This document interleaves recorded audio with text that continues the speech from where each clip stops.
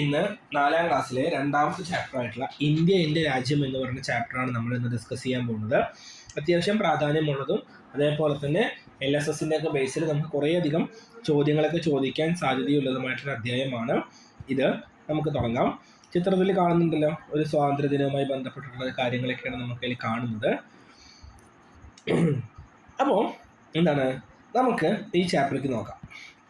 കുട്ടികളെ, നമ്മുടെ രാജ്യം ഭരിച്ചിരുന്ന വിദേശികൾ ആരാണെന്ന് പറയാമോ? ഈ ചോദ്യം ടെക്സ്റ്റ് ബുക്ക് തുടങ്ങുമ്പോഴൊരു ചോദ്യമാണ്. നമുക്കെല്ലാവർക്കും അറിയാം, നമ്മുടെ ഇന്ത്യ എന്ന് പറഞ്ഞ രാജ്യം ഇന്ന് കാണുന്ന പോലെ ആയിരുന്നില്ല ആദ്യം ഉണ്ടായിരുന്നത്, അല്ലേ? നിരവധി കുറേയധികം വിദേശ രാജ്യങ്ങളെ ഇന്ത്യ ഭരിച്ചിരുന്നു. അപ്പോൾ അത്തരത്തിൽ നമ്മുടെ ഇന്ത്യ ഭരിച്ചിരുന്നത് പോർച്ചുഗീസുകാർ, ബ്രിട്ടീഷുകാർ, അങ്ങനെയുള്ള കുറേ ആൾക്കാർ ഇന്ത്യ ഭരിച്ചിരുന്നു. അപ്പോൾ ഏറ്റവും കൂടുതൽ കാലം നമ്മുടെ ഇന്ത്യ ഭരിച്ചിരുന്ന ആരെന്ന് വെച്ചാൽ അത് ബ്രിട്ടീഷുകാരാണ്. ഏറ്റവും കൂടുതൽ കാലം ഇന്ത്യ ഭരിച്ചിരുന്ന ആരെന്ന് വെച്ചാൽ ആരാണ്? അത് ബ്രിട്ടീഷുകാരാണ്.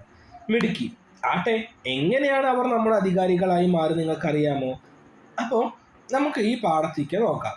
അപ്പോൾ ഒരു കാര്യം ശ്രദ്ധിക്കണം, ഞാനിങ്ങനെ വായിക്കുമ്പോൾ നിങ്ങൾ എന്ത് ചെയ്യണം, നിങ്ങളുടെ മുമ്പിലുള്ള ടെക്സ്റ്റ് ബുക്ക് മുമ്പിൽ വെച്ചിട്ട് നിങ്ങൾ വിരൽ വെച്ച് വായിക്കണം. നിങ്ങൾക്ക് ഒരു ചിത്രകഥ പോലെ ഏലം, കുരുമുളക് തുടങ്ങിയ സുഗന്ധദ്രവ്യങ്ങളും പട്ട്, പരുത്തി തുടങ്ങിയ തുണിത്തരങ്ങളും വാങ്ങുന്നതിനായാണ് വിദേശികൾ കപ്പലുകളിൽ ആദ്യമായി ഇന്ത്യയിലെത്തുന്നത്. അപ്പോൾ ഈ വിദേശികൾ ആദ്യമായി കപ്പലിലേക്ക് എത്തുന്നത് ഇന്ത്യയിലേക്ക് എത്തുന്നത് ഏലം, കുരുമുളക്, അതേപോലെ പട്ട്, പരുത്തി തുടങ്ങിയ തുണിത്തരങ്ങളും സുഗന്ധദ്രവ്യങ്ങളൊക്കെ വാങ്ങാൻ വേണ്ടിയിട്ടാണ്. പതിയെ പതിയെ അവർ രാജാക്കന്മാരിൽ നിന്ന് പ്രത്യേക ആനുകൂല്യങ്ങൾ നേടിയെടുത്ത് ഇവിടെ വ്യവസായശാലകൾ സ്ഥാപിച്ചു. ഇവരെന്ത് ചെയ്തു? പിന്നീട് മെല്ലെ മെല്ലെ എന്ത് ചെയ്തു? പല പല കാര്യങ്ങൾ രാജാക്കന്മാരുടെ അടുത്ത് വാങ്ങിയിട്ട് ഇവിടെ അവരെന്ത് ചെയ്തു? വ്യവസായശാലകൾ ആരംഭിച്ചു. അതായത് വെറുതെ കുറച്ച് കുരുമുളകും തുണിത്തരങ്ങളൊക്കെ വാങ്ങാൻ വേണ്ടി വന്നിട്ടുള്ള ആൾക്കാരായിരുന്നു. അവർ പിന്നീട് ഇന്ത്യയിലെ കുറേ വ്യവസായശാലകൾ ആരംഭിച്ചു. ഇന്ത്യയിലെ വിവിധ പ്രദേശങ്ങളിലെ രാജാക്കന്മാർ പരസ്പരം ശത്രുക്കളായി പോരാടിച്ചു നിന്നിരുന്നതിനാൽ വിദേശികൾക്ക് എളുപ്പത്തിൽ അവരുടെ ശക്തി വർദ്ധിപ്പിക്കാൻ കഴിഞ്ഞു. ഇന്ത്യയിലെന്ന് വെച്ചാൽ ഇന്ത്യ അന്നത്തെ പോലെ കുറേ നാട്ടുരാജ്യങ്ങളായിരുന്നു. ആ ഓരോ നാട്ടുരാജ്യങ്ങൾക്കും ഓരോ രാജാക്കന്മാരുണ്ടായിരുന്നു. ഇവർ തമ്മിൽ അങ്ങോട്ടും ഇങ്ങോട്ടും ഫുള്ള് തല്ലായിരുന്നു. സ്വാഭാവികമായിട്ടും ബ്രിട്ടീഷുകാർക്ക് ഇന്ത്യയിൽ, അല്ലെങ്കിൽ വിദേശികൾക്ക് ഇന്ത്യയിൽ പെട്ടെന്ന് തന്നെ അവരുടെ ശക്തി വർദ്ധിപ്പിക്കാനായിട്ട് കഴിഞ്ഞു. പീരങ്കി, തോക്ക് തുടങ്ങിയ മെച്ചപ്പെട്ട ആധുനിക ആയുധങ്ങളും യുദ്ധതന്ത്രങ്ങളും ഉപയോഗിച്ച് നാട്ടുകാരെ അവർ വരുതിയിലാക്കി. നമ്മുടെ നാട്ടിൽ ഈ അമ്പും വില്ലൊക്കെ ആയിരിക്കും, ബ്രിട്ടീഷുകാരെ കയ്യിലോ പീരങ്കി, തോക്കൊക്കെ ആയിരിക്കും. അങ്ങനെ നാട്ടുകാരെയൊക്കെ അവർ പിടിച്ചടക്കാൻ തുടങ്ങി. ക്രമേണ കൃഷിയും കച്ചവടവും രാജാക്കന്മാരും അവരുടെ നിയന്ത്രണത്തിലായി. നാട്ടുരാജ്യങ്ങൾ അവർ പിടിച്ചെടുത്തു. അങ്ങനെ എല്ലാം ബ്രിട്ടീഷുകാരുടെ കയ്യിലായി. ഇനി ഇംഗ്ലീഷുകാരുടെ കയ്യിൽ. കാലങ്ങൾ കൊണ്ട് ഇന്ത്യയുടെ മുഴുവൻ പ്രദേശങ്ങളിലും ബ്രിട്ടീഷുകാർ ആധിപത്യം നേടുകയും പിന്നീടുള്ള 200ഓളം വർഷം അവർ ഇന്ത്യ അവരുടെ അധീനതയിലിരുന്നു. ഏകദേശം 200ഓളം വർഷം ആര് ഭരിച്ചു? ബ്രിട്ടീഷുകാർ ഭരിച്ചിരുന്നു. അങ്ങനെയാണ് നമുക്ക് നോക്കൂ, കുറച്ച് ചോദ്യങ്ങളുണ്ട്. എന്താ ഒന്നാമത്തെ ചോദ്യം? വിദേശികൾ ഇന്ത്യയിലെത്തിയത് എന്തിനു വേണ്ടിയായിരുന്നു? കുരുമുളക്, ഏലം, പട്ട്, തുണിത്തരങ്ങൾ എന്നിവ വാങ്ങാൻ വേണ്ടിയിട്ടായിരുന്നു. വിദേശികൾക്ക് ഇന്ത്യയിൽ അധികാരം സ്ഥാപിക്കാൻ എളുപ്പത്തിൽ കഴിഞ്ഞത് എങ്ങനെയായിരുന്നു? ഇന്ത്യയിലെ നാട്ടുരാജ്യങ്ങൾ തമ്മിൽ എന്തായിരുന്നു? യുദ്ധം അല്ലെങ്കിൽ കലഹമായിരുന്നു. ബ്രിട്ടീഷുകാരുമായുള്ള പോരാട്ടങ്ങളിൽ ഇന്ത്യക്കാർക്ക് പിടിച്ചു നിൽക്കാൻ കഴിയാതെ വന്നത് എന്തുകൊണ്ടായിരുന്നു? കാരണം ഇന്ത്യക്കാരുടെ കയ്യിലുള്ള ഇതിനേക്കാൾ ആധുനികമായിട്ടുള്ള നിരവധി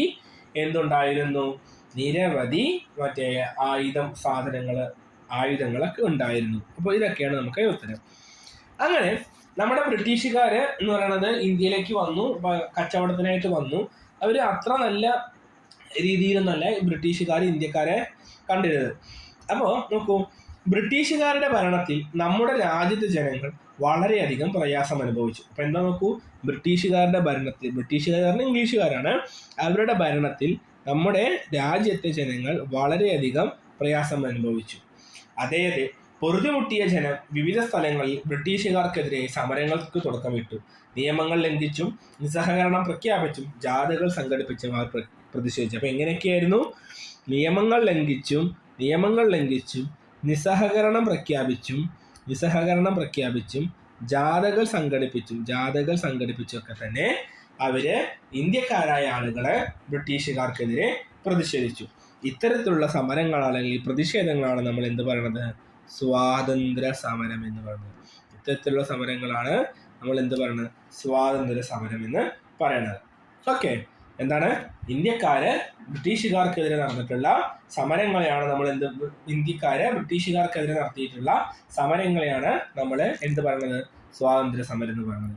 അങ്ങനെയാണെങ്കിൽ നമുക്ക് ആദ്യമായിട്ട് ഇന്ത്യയിലെ ബ്രിട്ടീഷുകാർക്കെതിരെ നടന്നിട്ടുള്ള സ്വാതന്ത്ര്യ സമരത്തിന് ഏതാനും ചില ഭാഗങ്ങൾ, വളരെ പ്രധാനപ്പെട്ട കുറച്ച് ഭാഗങ്ങൾ നമുക്ക് നോക്കാം. ആദ്യത്തേത് നമ്മൾ ഉപ്പു സത്യാഗ്രഹത്തെ കുറിച്ചിട്ടാണ് പറഞ്ഞത്. ആദ്യത്തേത് നമ്മൾ പറയുന്നത് ഉപ്പു സത്യാഗ്രഹം. ഏത് വർഷമായിരിക്കും? 1930. അതായത് അക്കാലത്ത് കടൽ വെള്ളം വറ്റിച്ച് ഉപ്പുണ്ടാക്കുന്ന ജോലിയിൽ ധാരാളം ഇന്ത്യക്കാർ ഏർപ്പെട്ടിരുന്നു. ക്രൂരരായ ബ്രിട്ടീഷ് ഭരണാധികാരി ഇന്ത്യക്കാർ ഉപ്പെടുക്കുന്നതിന് നികുതി എന്ന് പറഞ്ഞാൽ ഒരു പ്രത്യേക പൈസ, ഞാൻ പറഞ്ഞുതരാം, അടയ്ക്കണമെന്ന് പ്രഖ്യാപിച്ചു. നികുതി കൊടുക്കാതെ ഉപ്പ് കുറുക്കുന്നവരെ തടങ്കിലാക്കി. ഇതിനെതിരെ ഗാന്ധിജി ജനങ്ങളെ സംഘടിപ്പിച്ചു. അപ്പോൾ നമ്മളെ ഇന്ത്യയിൽ തന്നെ ലോകത്തിന്റെ പല ഭാഗങ്ങളിലും എല്ലാ വ്യക്തികളും എല്ലാ ഭക്ഷണ സാധനങ്ങളും ഉണ്ടാക്കുമ്പോൾ ഉപയോഗിക്കുന്ന ഒരു സാധനമാണ് ഉപ്പ് എന്ന് പറയുന്നത്, അല്ലേ? അങ്ങനെ ഈ ഉപ്പുണ്ടാകുന്നത് കടൽ വെള്ളം കുറുക്കിയിട്ടാണ്. ഇന്ത്യയിൽ കുറേ ആളുകൾ എന്ത് ചെയ്തിരുന്നു? ഉപ്പുണ്ടാക്കുന്ന ജോലിയിൽ ഏർപ്പെട്ടിരുന്നു. വലിയ കുഴപ്പമില്ലാതെ സാധാരണക്കാർക്കെല്ലാം വാങ്ങാൻ പറ്റുന്ന രീതിയിലൊക്കെ തന്നെയായിരുന്നു. ഒരു ദിവസം ബ്രിട്ടീഷുകാർ പറഞ്ഞു, എന്ത് ചെയ്യരുത്, ഇങ്ങനെ ഉപ്പുണ്ടാക്കുന്നതിന് അത്യാവശ്യം നല്ല പൈസ, ആരും കേൾക്കാത്തൊരു പൈസ, കുറേ ഭീമമായ തുക, വലിയൊരു തുക നിങ്ങൾ എന്ത് ചെയ്യണം, നികുതിയായിട്ട് അടയ്ക്കണം എന്ന് പറഞ്ഞു. അപ്പം നാട്ടുകാർ പറഞ്ഞു, അത് പറ്റില്ല, കാരണം ഉപ്പ് നമുക്ക് എല്ലാവർക്കും ആവശ്യമുള്ള കാര്യമാണ്, ഞങ്ങൾ കുറേ കാലമായിട്ട് ചെയ്യുന്നതാണ്, നിങ്ങൾക്ക് പൈസ തരാൻ പറ്റില്ല എന്ന് പറഞ്ഞു. അങ്ങനെ ബ്രിട്ടീഷുകാർ കുറെ അടിച്ചമർത്തി.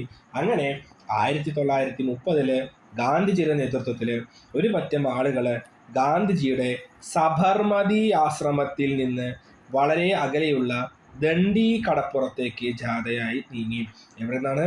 സബർമതി ആശ്രമത്തിന്റെ പേരാണ് സബർമതി ആശ്രമത്തിൽ നിന്നും എവിടേക്ക് പോകുന്നു? ദണ്ഡി. എവിടേക്കാണ്? ദണ്ഡി കടപ്പുറം. ഇതിനെ നമ്മൾ ദണ്ഡി യാത്ര എന്ന് പറയാം കേട്ടോ. അപ്പം ബ്രിട്ടീഷുകാര് ഉപ്പിനുമേൽ ചുമത്തിയിട്ടുള്ള അധിക നികുതിക്കെതിരെ ഗാന്ധിജിയും അദ്ദേഹത്തിന്റെ ആശ്രമത്തിൽ നിന്ന്, സബർമതി ആശ്രമത്തിൽ നിന്ന് വളരെയധികം ദൂരെയുള്ള ദണ്ഡി കടപ്പുറത്തേക്ക് ഒരു ജാഥ നടത്തി. ചിത്രം നോക്കിയാൽ കണ്ടാൽ നമുക്ക് മനസ്സിലാവും, ചിത്രം കണ്ടാൽ നമുക്കറിയാം, അല്ലേ? അങ്ങനെ കടലിൽ നിന്ന് ഒരു പിടി ഉപ്പ് വാരിയെടുത്ത് ഗാന്ധിജി പറഞ്ഞു, ഉപ്പ് പിടിച്ച ഈ കൈകൾ തകർക്കപ്പെട്ടാലും ഉപ്പ് പിടിച്ച ഈ കൈകൾ തകർക്കപ്പെട്ടാലും ഉപ്പ് വിട്ടുകൊടുക്കില്ല. അപ്പോൾ ഉപ്പ് പിടിച്ച ഈ കള, അപ്പോൾ ഗാന്ധിജിയാണ് ഉപ്പ് സത്യാഗ്രഹത്തിന് ബ്രിട്ടീഷുകാര് അമിതമായി നികുതി ചുമത്തിയത്. ഓക്കെ, ഉപ്പ് സത്യാഗ്രഹത്തെ കുറിച്ച് നമുക്ക് നോക്കാം. എന്നായിരുന്നു? 1930 നമുക്ക് പറയാം. ദണ്ഡി യാത്ര എന്ന് പറയുന്നത് സബർമതി ആശ്രമത്തിൽ നിന്ന് ദണ്ഡി കടപ്പുറത്തേക്ക് ഗാന്ധിജി അദ്ദേഹത്തിന്റെ 300ഓളം വരുന്ന അനുയായികളുമായി ചേർത്ത് നടത്തിയിട്ടുള്ള ഒരു യാത്രയാണ് ഉപ്പ് സത്യാഗ്രഹം. ഉപ്പ് കുറുക്കുന്നതിന് ബ്രിട്ടീഷുകാർ കൂടുതൽ നികുതി ചുമത്തിയത്, അല്ലെങ്കിൽ അധികമായി പൈസ ചോദിച്ചതാണ് ഉപ്പ് സത്യാഗ്രഹത്തിന് കാരണം. 1930 ഉപ്പ് സത്യാഗ്രഹം. ഇത് വ്യക്തമായിട്ട് പഠിക്കുക. അതിനുശേഷം ബ്രിട്ടീഷുകാർക്കെതിരെ നടന്നിട്ടുള്ള അടുത്ത സമരമാണ് 1942 ക്വിറ്റ് ഇന്ത്യ സമരം. 1942 ക്വിറ്റ് ഇന്ത്യ സമരം. നമുക്കൊന്നൊരു ഡയറി കുറിപ്പ് വായിക്കാം. സ്വാതന്ത്ര്യത്തിന് വേണ്ടിയുള്ള, ഞാൻ വായിക്കുമ്പോൾ വിരൽ വെച്ച് വായിക്കാം. സ്വാതന്ത്ര്യത്തിന് വേണ്ടിയുള്ള പോരാട്ടങ്ങളിൽ എനിക്ക് ഏറ്റവും ആവേശവും ഊർജവും ലഭിച്ച ദിനമായിരുന്നു ഇന്ന്. ഇന്ത്യൻ നാഷണൽ കോൺഗ്രസിന്റെ ബോംബെ സമ്മേളനത്തിൽ ഇന്ന് ഞാൻ പങ്കെടുത്തു. സമ്മേളനത്തിൽ വെച്ച് ക്വിറ്റ് ഇന്ത്യ എന്ന ആവശ്യം അവതരിപ്പിക്കപ്പെട്ടു. ഇന്ത്യ വിടുക എന്നാണത്രേ ഈ മുദ്രാവാക്യത്തിന്റെ അർത്ഥം. സ്വാതന്ത്ര്യത്തിനു വേണ്ടിയുള്ള ഏറ്റവും ശക്തിയാർന്ന സമരമായിരിക്കണം ഇതെന്ന് ഗാന്ധിജി ഞങ്ങളെ ഓർമ്മിപ്പിച്ചു. പ്രവർത്തിക്കുക അല്ലെങ്കിൽ മരിക്കുക എന്ന് ബാപ്പുജി എല്ലാവരോടും ആഹ്വാനം ചെയ്തു. ഇത് കേട്ട ഞാൻ അറിയാതെ എഴുന്നേറ്റ് നിന്ന് മുഷ്ടി ചുരുക്കി മുദ്രാവാക്യം വിളിച്ചുപോയി, quit India, quit India. Quit India എന്ന് പറയുന്ന മലയാളം എന്താണെന്ന് വെച്ചിട്ടുണ്ടെങ്കിൽ ഇന്ത്യ വിടുക. അപ്പോൾ ഗാന്ധിജിയുടെ നേതൃത്വത്തിൽ നടന്നിട്ടുള്ള അടുത്തൊരു സമരമായിരുന്നു ക്വിറ്റ് ഇന്ത്യ. ക്വിറ്റ് ഇന്ത്യ സമരം നടക്കുന്നത് 1942 ഓഗസ്റ്റ് 8 1942 എപ്പോഴാണ്? 1942 1942 ഓഗസ്റ്റ് 8-നാണ് ക്വിറ്റ് ഇന്ത്യ സമരം നടക്കുന്നത്. ഇത് ഇന്ത്യൻ നാഷണൽ കോൺഗ്രസിന്റെ ബോംബെ സമ്മേളനത്തിലാണ് ക്വിറ്റ് ഇന്ത്യ എന്ന് പറയുന്ന ആശയം ആദ്യമായി അവതരിപ്പിച്ചത്. എന്താണ് ഇന്ത്യൻ നാഷണൽ കോൺഗ്രസ് പറഞ്ഞത്? ബ്രിട്ടീഷുകാർക്കെതിരെ സമരം ചെയ്യുന്ന ഒരു വിഭാഗം ആൾക്കാർ ചേർന്നുണ്ടാക്കിയ ഒരു പാർട്ടി, അത്രമാത്രം മനസ്സിലാക്കിയാൽ മതി. അപ്പോൾ ഇന്ത്യൻ നാഷണൽ കോൺഗ്രസിന്റെ ബോംബെ സമ്മേളനത്തിൽ വെച്ചിട്ടാണ് ക്വിറ്റ് ഇന്ത്യ എന്ന ആശയം അവതരിപ്പിക്കപ്പെട്ടത്. ഇതിന്റെ അർത്ഥം എന്താ? ഇന്ത്യ വിടുക എന്നാണ്. ഓക്കെ, അതേപോലെ തന്നെ പ്രവർത്തിക്കുക അല്ലെങ്കിൽ മരിക്കുക എന്നത് എന്താണ്? ഇതിന്റെ മുദ്രാവാക്യമാണ്. പ്രവർത്തിക്കുക അല്ലെങ്കിൽ മരിക്കുക എന്നത് ഇതിന്റെ മുദ്രാവാക്യമാണ്. അപ്പോൾ 1942 ഓഗസ്റ്റ് 8-നാണ് ഇന്ത്യയിലെ ബോംബെയിൽ വെച്ച് നടന്നിട്ടുള്ള ഇന്ത്യൻ നാഷണൽ കോൺഗ്രസിന്റെ സമ്മേളനത്തിന് ഗാന്ധിജി ആദ്യമായിട്ട് ക്വിറ്റ് ഇന്ത്യ എന്ന ആശയം അവതരിപ്പിക്കപ്പെടുന്നു. ക്വിറ്റ് ഇന്ത്യ എന്ന് പറഞ്ഞ ആശയം അവതരിപ്പിക്കപ്പെടുന്നു. ഈ ക്വിറ്റ് ഇന്ത്യ എന്നതിന്റെ അർത്ഥം ഇന്ത്യ വിടുക എന്നതാണ്. ഈ ക്വിറ്റ് ഇന്ത്യ എന്നതിന്റെ അർത്ഥം എന്താണ്? ഇന്ത്യ വിടുക എന്നാണ്. അതേപോലെ തന്നെ ഇതിന്റെ പ്രധാനപ്പെട്ട മുദ്രാവാക്യം എന്ന് പറയുന്നത് പ്രവർത്തിക്കുക അല്ലെങ്കിൽ മരിക്കുക. അപ്പോൾ ബ്രിട്ടീഷുകാർക്കെതിരെ 1930 ഉപ്പ് സത്യാഗ്രഹം നടന്നു. 1942 എന്ത് നടന്നു?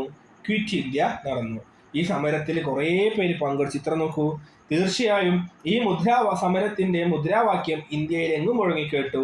ഇത് ജനങ്ങൾക്ക് കൂടുതൽ ശക്തി പകർന്നു എന്നാണ് മാഷ് പറയുന്നത്. ഓക്കെ, നമുക്ക് ഇന്ന് പറയാം. ബാക്കി നമുക്ക് അടുത്ത ക്ലാസ്സിൽ പറയാം. ഇതുവരെ പറഞ്ഞ കാര്യങ്ങൾ ഉപ്പു സത്യാഗ്രഹവും ക്വിറ്റ് ഇന്ത്യ സമരവും മനസ്സിലായെന്ന് വിചാരിക്കുന്നു. ഡൗട്ട് ഉണ്ടെങ്കിൽ കമന്റിൽ രേഖപ്പെടുത്താം. Thank you.